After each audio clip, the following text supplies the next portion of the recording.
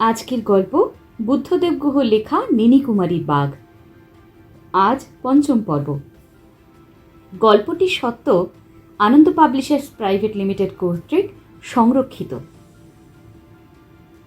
প্রত্যেকদিন গল্পের শুরুর আগে আগের পর্বগুলোর একটা ঝলক আমি দিয়ে থাকি, তবে আজ দেব না। প্রত্যেকদিন বলে দিলে আগের পর্বগুলো যে আর শোনা হবে না। কেউ যদি আগের পর্বগুলো না শুনে থাকো, তাহলে চট করে গিয়ে আগের পর্বগুলো শুনে নাও। ছোট ছোট পর্ব, শুনতে বেশি সময় লাগবে না, তবেই না গল্পের আসল মজা। তাহলে আসুন শুরু করা যাক। পঞ্চম পর্ব, বুদ্ধদেব গুহর লেখা নিনি কুমারীর বাঘ। বাংলা সাহিত্যের অমূল্য সব লেখা নিয়ে নিয়মিত আপনাদের সঙ্গে থাকব আমি দেবস্মিতা, আর আপনারা শুনছেন #গল্প উইথ দেবস্মিতা। আপনি কি আজ প্রথম আমার গল্প শুনছেন? তাহলে অবশ্যই আমার চ্যানেলটিকে সাবস্ক্রাইব করুন, আর নিয়মিত গল্পের আপডেট পেতে অবশ্যই প্রেস করুন বেল আইকনটি।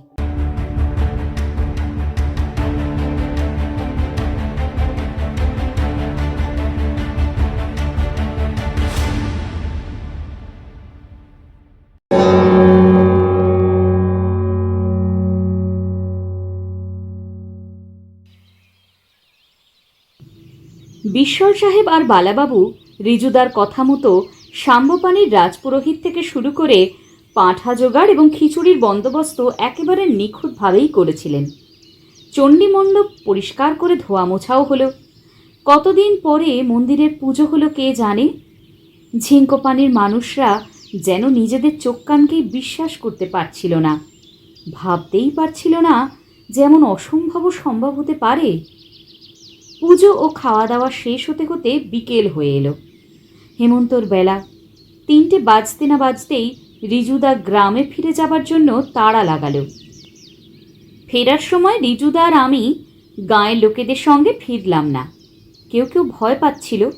রিজুদা গ্রামের প্রধানকে ডেকে বলল, কিচ্ছু হবে না, আমার দায়িত্ব। বাঘ এই মুহূর্তে নিজের ভবিষ্যতের চিন্তায় মগ্ন। এই ভিড়ের মধ্যে আজ সে মানুষ ধরে নিজের চিন্তা বাড়াবে না। শিকারীর হাঁচিও সে চেনে। সে এখানে এখন থাকলেও সে যে এখানে নেই এই কথাটাই প্রমাণ করতে সে ব্যস্ত হয়ে থাকবে। যারা বনে মানুষ, বনেই যাদের জন্ম, বনের মধ্যেই যাদের বড় হয়ে ওঠা, বনই যাদের জীবনের সব কিছু, তারা রিজুদার মতো শহুরে মানুষের এমন ভয়ডরহীন বেপরোয়া ভাব দেখে অবাক হলো। নিজেদের হারিয়ে যাওয়া সাহস যে তারা ফিরে পেলেও পেতে পারে, এমন এক আশার ভাব তাদের চোখে মুখে জ্বলজ্বল করতে লাগলো। ভটকাই বলল, চল রুদ্র, এবার আমরাও নামি।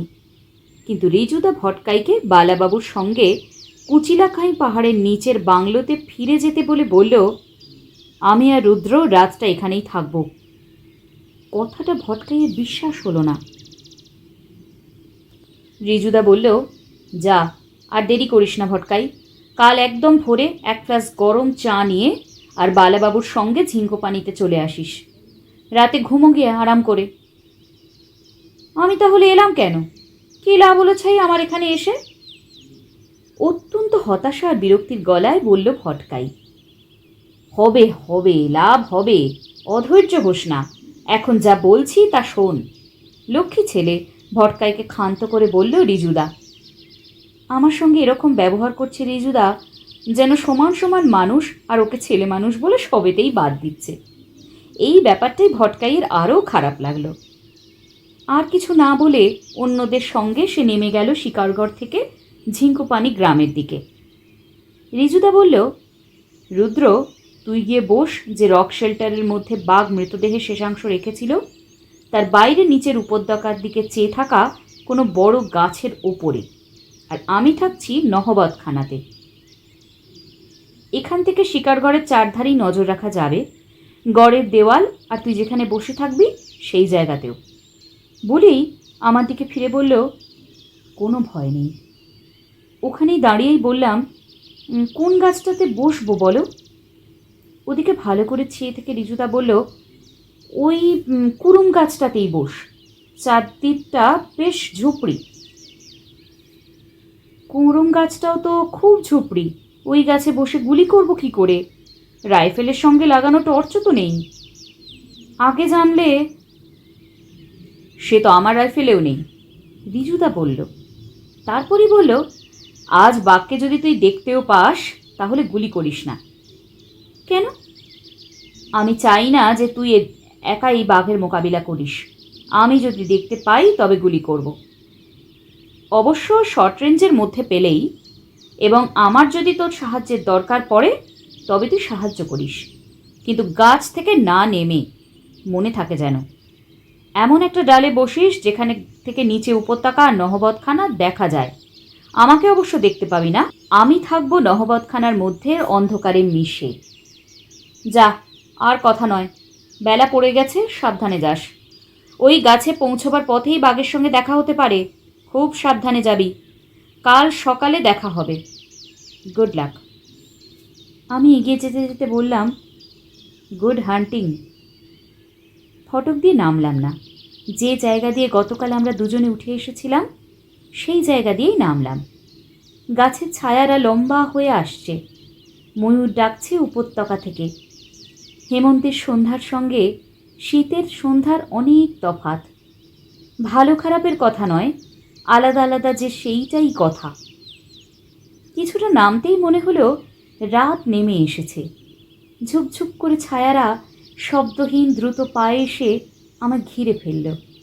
একটা পেঁচা হুড়ুম হাড়ুম করে ডাকতে ডাকতে কোটর ছেড়ে হেলিকপ্টারের মতো সোজা উঠে গেল উপরে, কালো পাতাদের চাঁদোয়া ফুঁড়ে।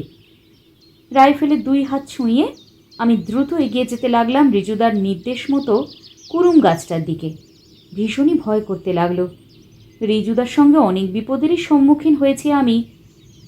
মানুষকে কো বাঘের মোকাবিলা আমি রিজুদার সঙ্গে আগেও করেছি, বন বিবির বনেতে, আফ্রিকার জঙ্গলের গুগুনগুম্বারের দেশে, আর রুয়াহা নদীর উপত্যকাতেও। কিন্তু সেই সব বিপদ সম্বন্ধে আগে জানা থাকলেও নীনিকুমারীর বাঘের মতো এতখানি জানা ছিল না। এ বাঘ যেন রূপকথারই কোনো দৈত্য। ঠাকুরানীর কৃপাধন্য। এই বাঘকে কবজা করা বোধহয় কোনো মানুষের পক্ষেই সম্ভব নয়। যারাই সেই স্পর্ধা দেখাবে তাদেরই অনিবার্য মৃত্যু। মনে স্বীকার করি আর নাই করি, এরকম একটা ধারণা যেন কেমন করে ঢুকে পড়েছে আমার মনেও। নইলে রিজুদা সঙ্গে থাকলে কোনো বিপদকেই বিপদ বলে ভাবিনি। মানুষের সঙ্গে বা জানোয়ারের সঙ্গে অবশ্যই লড়া যায়, তা তারা যতই ভয়াবহ বা হিংস্র হোক না কেন, কিন্তু লড়া যায় না ঈশ্বর বা ভূতের সঙ্গে। একসময় নিজেরই অজান্তে সেই প্রায়ান্ধকারে গাছতলায় পৌঁছে চারিদিকে ভালো করে দেখে নিয়ে গাছে হেলান দিয়ে জুতো খুলে দুটো জুতোর ফিতেতে গিঁট মেরে রাইফেলের মতো কাঁধে ঝুলিয়ে কুড়ুম গাছটাতে উঠে গেলাম। গাছটার গড়ন রিজু, ভালো মোটা ডাল বেরিয়েছে বেশ ওপরে পৌঁছে। যাই হোক, যে ডাল বাইরে উপত্যকার দিকে ছড়িয়ে গেছে এবং যে ডাল থেকে আবার উপশাখা বেরিয়েছে, এমন একটা মোটা ডাল বেয়ে এগিয়ে গিয়ে দুটো ডালের সংযোগের জায়গাতে ঘোড়ায় চড়ার মতো বসলাম। গাছের নিচে রক শেল্টারের দিকে ঘন অন্ধকার, যদিও সূর্য ডুবতে এখনও আধ ঘন্টার মতো দেরি। রাতে যে চোখ একেবারেই চলবে না তা তখনই বোঝা গেল। থিতু হয়ে বসে স্লিংয়ে ঝোলানো রাইফেলটাকে পিঠ থেকে খুলে নিয়ে উরুর ওপর রেখে জুতো দুটোকে একটা ডাল থেকে ঝুলিয়ে দিলাম। তারপর চারিদিক চেয়ে কুড়ুম গাছটার সঠিক অবস্থান বুঝে নেবার চেষ্টা করলাম। চমৎকার দেখাচ্ছে এখন সমস্ত উপত্যকাটি। উপত্যকা পশ্চিমে, সূর্য চলেছে দিগন্তে। বোতল সবুজ এবং শুঁয়োপোকা রোমশ ঘন জঙ্গলের মধ্যে এখনই হারিয়ে যাবে রাঙা জবা সূর্য। কনসার নদীর আঁকাবাঁকা শাখার রূপোগোলা জলে সেই রং লেগেছে ছোপ ছোপ। অগণ্য পাখির ডাকে কাকলি মুখর হয়ে উঠেছে নীনিকুমারীর বাঘের বাসভূমি। এখান থেকে শিকারগড়ের নহবতখানাও দেখা যাচ্ছে। পশ্চিমের বিদায়ী আলো এসে থামে আর গম্বুজে পড়ে আসন্ন সন্ধ্যার আগে পুরো শিকারগড়কে থমথমে রহস্যে মুড়ে দিয়েছে। শিকারগড় থেকে মুখ ফিরিয়ে আবারও উপত্যকার দিকে দুটো মদ্দা এবং 7টি মাদিন সম্বর নদী পেরিয়ে ওদিক থেকে এদিকে এলো সার বেঁধে। জলের আয়না ভেঙে চুরচুর হয়ে গেল। বিলেতি ক্যালেন্ডারের ছবির মতো দেখাচ্ছিল ওই সন্ধ্যের আকাশ, বন, নদী আর উপত্যকার মধ্যে নদী পেরোনো সম্বরদের।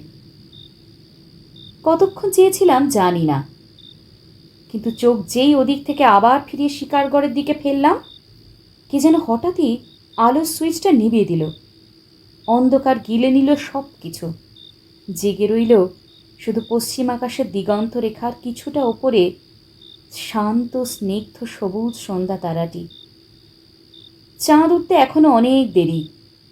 এখনই কুরুম গাছের চতুর্দিকে এমনই গাঢ় অন্ধকার যে নিজের হাত পাই দেখা যাচ্ছে না। চোখের পাতা খুলতে গেলেও চাপ চাপ অন্ধকার।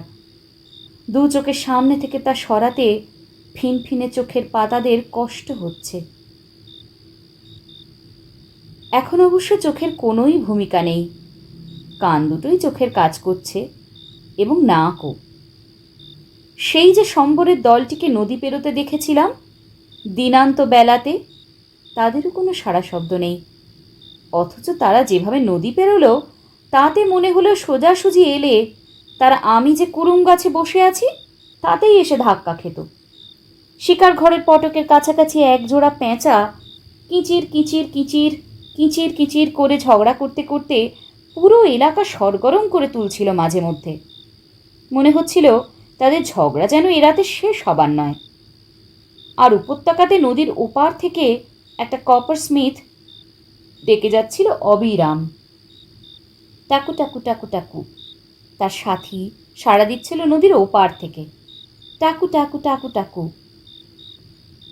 সেই দুরাগত ডাক নদীর জলে ব্যাঙবাচির মতো পিছলে উঠে নীনিকুমারীর বাঘের রাজ্যের এই নিশ্ছিদ্র অন্ধকার রাতের নিস্তব্ধতা যে কতখানি অমোঘ এবং জমাট তাই প্রমাণ করে দিচ্ছিল। ঝিঙ্কুপানি গ্রামের শব্দ এখন নেই। এমন পাহাড়ি জঙ্গলে পোয়া কিমি দূরেও কুয়ো থেকে কেউ জল তুললে সেই শব্দ পরিষ্কারই শোনা যায়।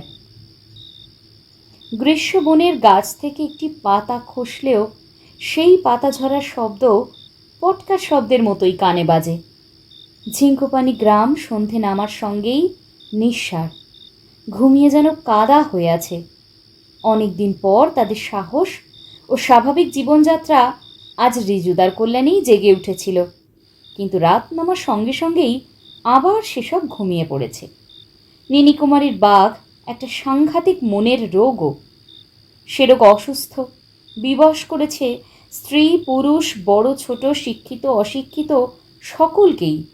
এই কথাটা রিজুদা যথার্থই বুঝেছে, এবং বুঝেছে বলেই তার মোকাবিলা করার আগে এই রাহু কবলিত মানুষদের মনের চিকিৎসায় লেগেছে।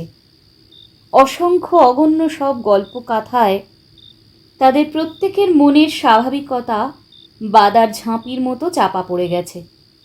এই ত্রাস থেকে এখানের মানুষদের মুক্ত করতে পারলেই নীনিকুমারীর বাঘের বিরুদ্ধে আমাদের লড়াই আধখানাই জেতা হয়ে যাবে। জমাট বাঁধা অন্ধকারের মধ্যে নিজের ভাবনাতে বুঁদ হয়ে বসেছিলাম। এমন সময় হঠাৎই গাছতলায় কি একটা আওয়াজ পেলাম। কান খাড়া করে বোঝার চেষ্টা করলাম আওয়াজটা কিসের। পরক্ষণেই বিকট দুর্গন্ধে ভরে গেল জায়গাটা। হায়না। হায়না এসেছে বাঘের প্রস্তরাশ্রয়ে।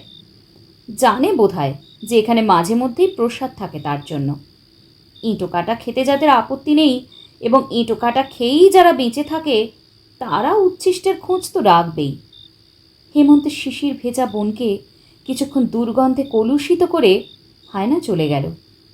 বাঘের ডেরার এলাকা পার হয়ে যাবার পর উপত্যকার দিকে নেমে যেতে যেতে হায়নাটা পাহাড়ি নদী চমকে ডেকে উঠল। যারা কখনো রাতের বনে আচমকা এ ডাক শোনেনি তাদের পক্ষে এই ভয়াবহতা ধারণা করাও মুশকিল। হায়না চলে যাবার পর অনেকক্ষণ চুপচাপ।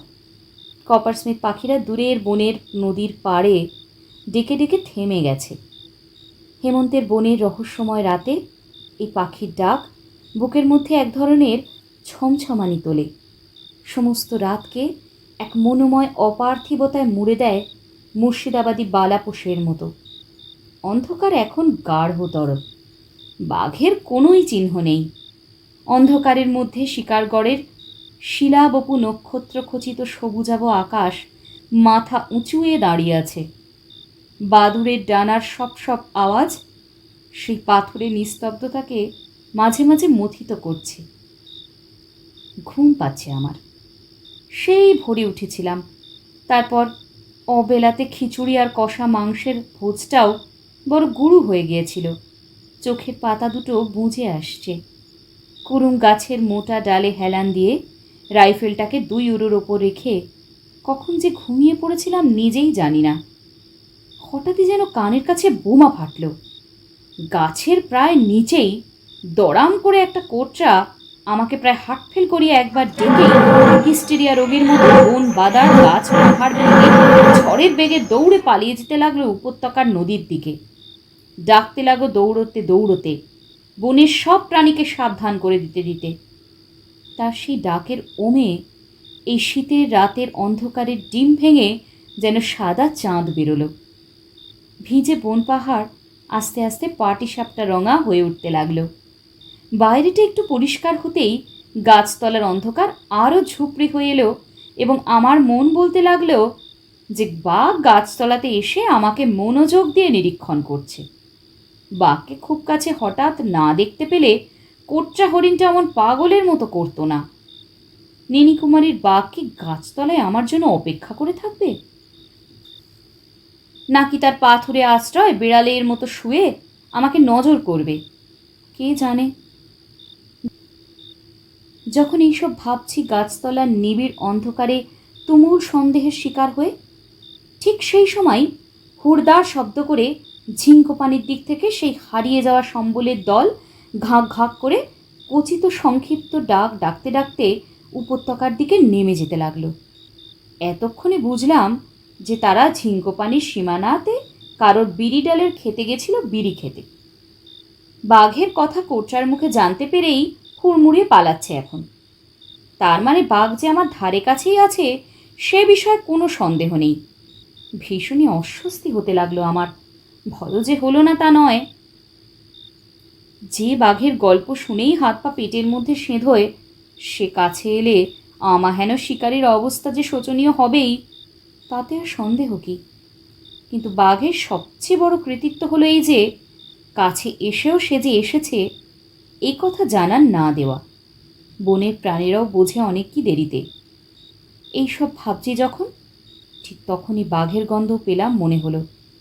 ঠিক কিনা জানি না, মনের ভুলও হতে পারে।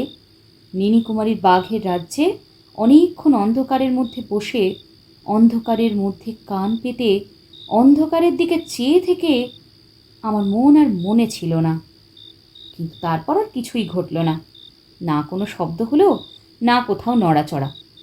অনিশ্চয়তায় ভরা আশা আর আশঙ্কা করতে করতে একসময় এমনই হলো যে কিসের আশা বা আশঙ্কা করছিলাম তাই ভুলে গিয়ে আবার ঢুলতে শুরু করলাম ঘুমে। চাঁদ জেগে রইল একা। দূরের নদীর শব্দ জোর হতে লাগলো বন নিস্তব্ধতর হতেই। হঠাৎই শিকারগড়ের চণ্ডীমণ্ডপের ঘণ্টাগুলো দারুণ জোরে এলোমেলোভাবে বেজে উঠল।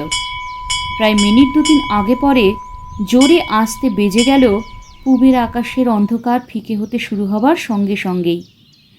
ভীষণই ভয় করতে লাগলো আমার। নীনিকুমারীর বাঘ কি সত্যিই তবে ঠাকুরানীর বাঘ?